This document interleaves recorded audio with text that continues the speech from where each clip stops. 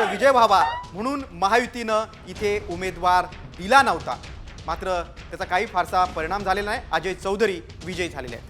मात्र सध्या पुन्हा एकदा विदर्भातील ही दृश्य बघतोय। विदर्भामध्ये 60 जागा, महायुती 53 जागा जिंकताना दिसते, तर महाविकास आघाडीला केवळ 7 जागा मिळताना दिसत आहे। मात्र मुंबईमधल्या 36 जागांवरतीही 26 जागा महायुतीकडेच असल्याचं बघायला मिळत आहे, तर 1 जागा इतरला जात असल्याचं बघायला मिळत आहे। 25 जागा या ठिकाणी महायुतीला मिळाल्या, तर 10 जागा महाविकास आघाडीला मिळाल्या असल्याचं आपण बघतोय। मुंबईवर देखील महायुतीचाच प्रभाव दिसून आलेला आहे।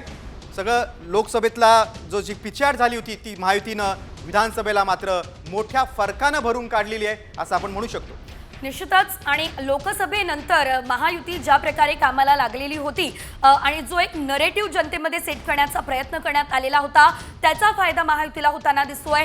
कोकण महत्त्वाची अतिशय जागा आहे। कोकणात 35 जागा होत्या, महायुती यामध्ये 28 जागांवरती विजयी होताना दिसते, तर महाविकास आघाडीला केवळ 7 जागा मिळताना सध्या बघायला मिळत आहे। लोकसभेतला देखील महायुतीने आघाडी सरशी मारली होती कोकणामध्ये, आणि आता देखील तसंच चित्र आहे।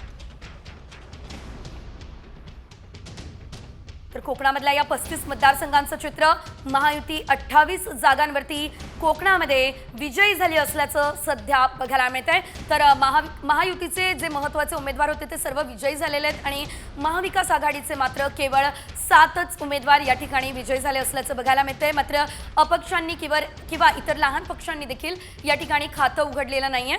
आता मराठवाड्याकडे आपण बोलूया। एकूण जागा तिथं